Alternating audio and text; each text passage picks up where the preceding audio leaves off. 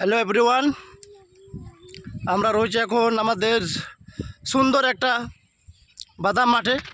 আমার শ্বশুর বাড়ির যে ঘরের পেছনে যে রয়েছে সেই বাড়িতে আমাদের বাদাম চাষ করেছে।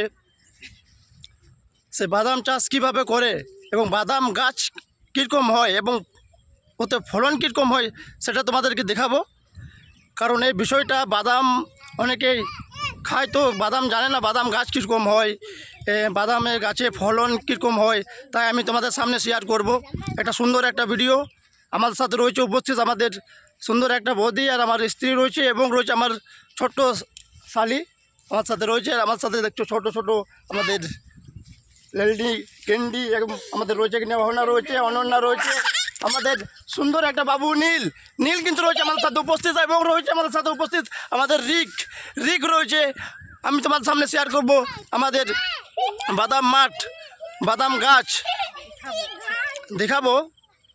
কারণ বাদাম গাছ, বাদাম আমি উঠিয়ে দেখাবো কিভাবে ফলন হয়।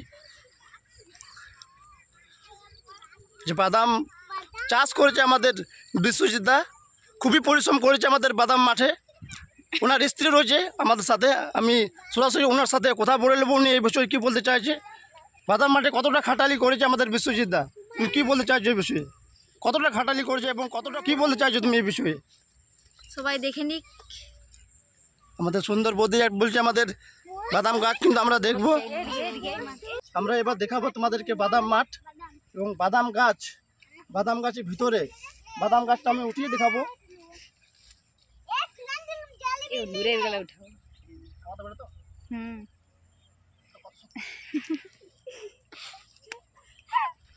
এই দেখো আমাদের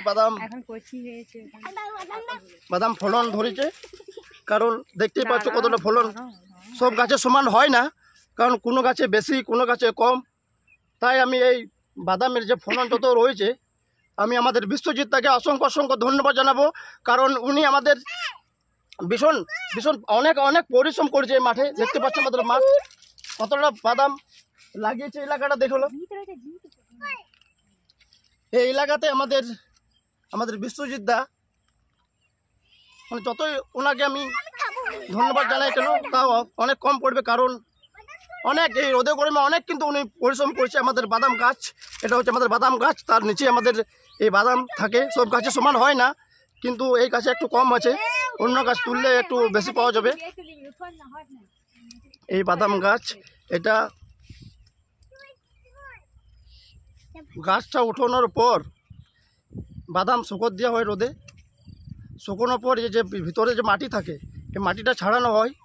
তারপর বাদাম আমাদের বিক্রি যারা নেয় তাদেরকে সাথে কন্ট্যাক্ট করে এবং বাদাম বেচানোর উদ্যোগ থাকে।